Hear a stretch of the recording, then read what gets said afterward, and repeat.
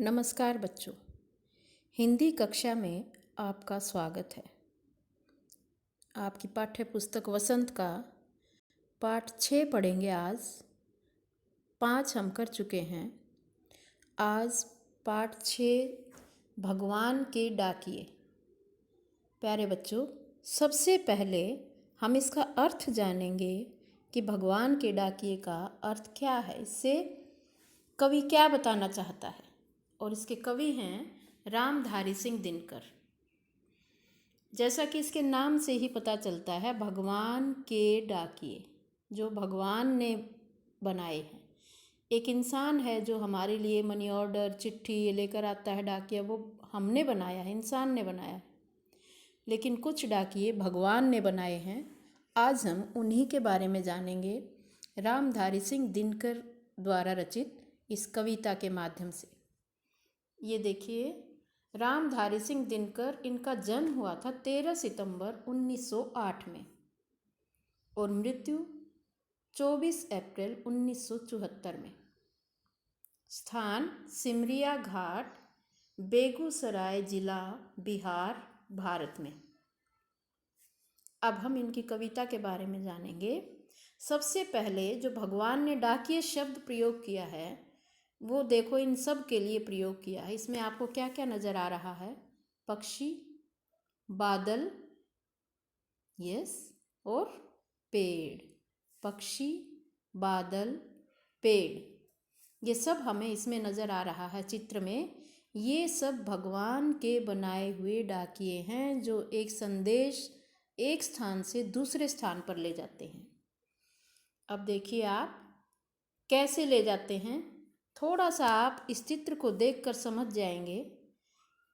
ये बादल, ये पक्षी, ये सब उड़कर दूर जा रहे हैं। ये जहाँ पहले थे वहाँ से दूसरी जगह जा रहे हैं। और इसका मतलब है कि ये जहाँ थे वहाँ के वातावरण का संदेश दूसरी जगह, दूसरे देश में बताने जा रहे हैं। और वहाँ के इंसान नहीं समझ पाते, लेकिन वहाँ के भी जो भगवान के डाकिए हैं वो इनके संदेश को समझ लेते हैं।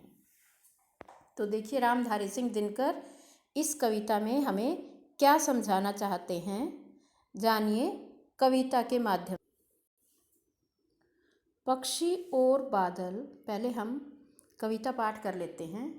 पक्षी और बादल ये भगवान के डाकिए हैं जो एक महादेश से दूसरे महादेश को जाते हैं। हम तो समझ नहीं पाते हैं, मगर उनकी लाई चिट्ठियाँ पेड़, पौधे, पानी और पहाड़ बाँचते हैं। हम तो केवल यह आंकते हैं कि एक देश की धरती दूसरे देश को सुगंध भेजती है और वह सौरभ हवा में तैरते हुए पक्षियों की पाँखों पर तिरता है और एक देश का भाप दूसरे देश में पानी बनकर गिरता है। भाप जो बादलों में चला जाता है और वो दूसरे देश में पानी बनकर गिरता है। ये तो थी कविता। अब इसका भाव समझेंगे। पक्षी और कवि, पक्षी और बादल ये भगवान के डाकिए हैं। कवि ने कहा है कि पक्षी और बादल ये भगवान के डाकिए हैं। भगवान जो संदेश देते हैं ये वो संदेश लेकर आते हैं हमारे लिए और एक महादेश से दूसरे महादेश को जाते हैं। एक जगह से दूसरी जगह पर, एक देश से दूसरे विदेश में जाकर ये हमारा संदेश देते हैं। हम तो समझ नहीं पाते हैं, इंसान ना समझ है, इंसान नहीं समझ पाता, मगर उनकी लाई चिट्ठियाँ जो संदेश वो लेकर जाते हैं उसे कौन पढ़ता है। जैसा कि मैंने अभी पहले समरी में भी बताया था कि पेड़, पौधे, पानी और पहाड़ बाँचते मीन्स समझ लेते हैं, पढ़ते हैं। बाँचना मीन्स पढ़ना, बाँचना मीन्स पढ़ना। तो जो ये चिट्ठी लेकर जाते हैं, जो संदेश लेकर जाते हैं, दूसरे महादेश में जाते हैं, तो वहाँ के पेड़, पौधे, पानी और पहाड़ इनके दिए संदेश को पढ़ते हैं। हम तो केवल यह आंकते हैं कि एक देश की धरती दूसरे देश को सुगंध भेजती है हम तो बस इतना ही समझ पाते हैं कि यहाँ की धरती वहाँ तक अपनी सुगंध भेजती है, खुशबू भेजती है, और वह सौरभ हवा में तैरते हुए पक्षियों की पाँखों पर तिरता है। लेकिन जो पक्षी जाते वो कैसे आती है सुगंध यहाँ की वहाँ कैसे जाती है? वो पक्षियों की पंखों में, पाँखों मीन्स पंखों पर है, और वो हवा भी लाते हैं वहाँ के संदेश भी लाते हैं, वहाँ की मिट्टी की खुशबू भी लाते हैं। और एक देश का भाप, अब ये काम कौन करता है? बादल। एक देश का भाप, जहाँ गर्मी है वहाँ से पानी इकट्ठा कर लेता है बादल, ऊपर भाप बन के पानी चला जाता है, दूसरे देश में पानी बनकर गिरता है, और जहाँ ठंडा है वहाँ जाकर वो पानी बरस जाता है। भाप किसी और देश से जाती है, पानी बनकर किसी और देश में बरसता है। तो इस तरह से रामधारी सिंह दिनकर हमें ये बताना चाहते हैं कि हम सब एक हैं। भगवान ने हमें एक जैसा ही बनाया है। इस पूरे संसार में, इस पूरी दुनिया को भगवान का दिया हुआ, प्रकृति का दिया हुआ सब कुछ एक जैसा है। वो एक स्थान से दूसरे स्थान पर अपने माध्यम बना रखे हैं, जैसे पक्षी, बादल, पेड़, पानी, पहाड़, इनके जरिए भगवान हमें सब कुछ प्रदान करते हैं। ये रामधारी सिंह दिनकर द्वारा रचित कविता का भाव है। अब हम इसकी एक्सरसाइज देख लेते हैं।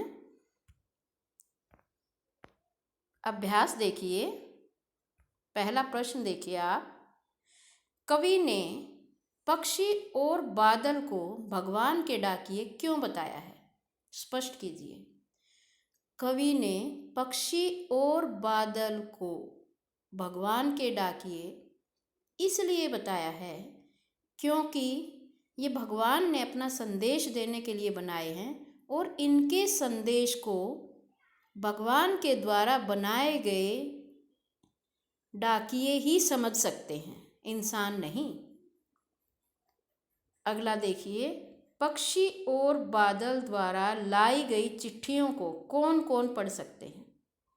अब फिर से इसका भाव यही है कि इनके द्वारा लाई चिट्ठियाँ यही पढ़ सकते हैं। बादल, पानी, पहाड़, वृक्ष, प्रकृति का संदेश प्रकृति ही पढ़ सकती है, इसका ये अर्थ है। किन पंक्तियों का भाव है? पक्षी और बादल प्रेम, सद्भाव और एकता का संदेश एक दूसरे से दूसरे देश को भेजते हैं। अब ये कविता की पंक्तियाँ आपको मैं बताऊंगी। प्रकृति देश देश में भेदभाव नहीं करती। एक देश से उठा बादल इस दूसरे देश में बरस जाता है। अभी जो आपको पहले का देखेंगे, क पार्ट, प्रेम, सद्भाव और एकता का संदेश।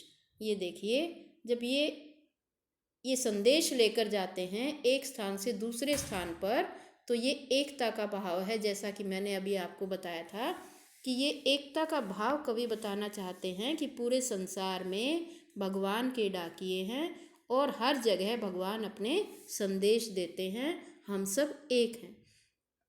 अब ख पार्ट था इसका, आप देखिए। प्रकृति देश प्रेम में भेदभाव नहीं करती। ये देखिए, ये लास्ट की जो पंक्तियां हैं, एक देश का भाप दूसरे देश में पानी बनकर गिरता है।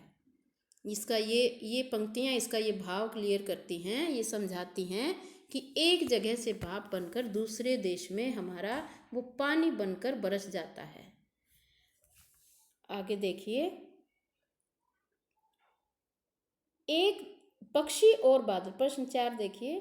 पक्षी और बादल की चिट्ठियों में पेड़, पौधे, पानी और पहाड़ क्या पढ़ पाते हैं? पक्षी और बादल की चिट्ठियों में पेड़, पौधे, पानी और पहाड़ क्या पढ़ पाते हैं? ये पढ़ते हैं कि वहाँ का वातावरण कैसा है। वहाँ अब जहाँ से ये पक्षी आए हैं वहाँ कैसा वातावरण होगा, कैसा वहाँ गर्मी है तो ये ठंडे एरिया में आ गए, इसका मतलब ठंडे इलाके में आ गए, वहाँ गर्मी है। और अगर ठंड से आते हैं तो ये एहसास हो जाता है कि वहाँ बर्फ़ पड़ने लगी और ये इनका जीवन दूभर हो गया, इसलिए यहाँ आ गए हैं। ऐसे इनसे एक दूसरे की भाषा ये समझ लेते हैं, संदेश पढ़ लेते हैं। एक देश की धरती दूसरे देश को सुगंध भेजती है। कथन का भाव स्पष्ट कीजिए। एक देश की धरती जब पक्षियों के पंखों के जरिए, हवा के जरिए वो वहाँ की हवा दूसरे देश में जाती है तो वो सुगंध भेजती है, अच्छा संदेश भेजती है, या वहाँ का जैसा भी वातावरण है वो संदेश वहाँ तक पहुँच जाता है पक्षियों के जरिए और बादलों के जरिए। अब हम इसके मीनिंग देखते हैं, शब्दार्थ देखते हैं। बाँचना मीन्स पढ़ना, आंकना मीन्स अनुमान करना, अंदाज़ा लगाना, पाँख पंख और पर भी बोलते हैं, पक्षी के पर, पक्षी के पंख, सौरभ सुगंध और सुबास सुगंध खुशबू।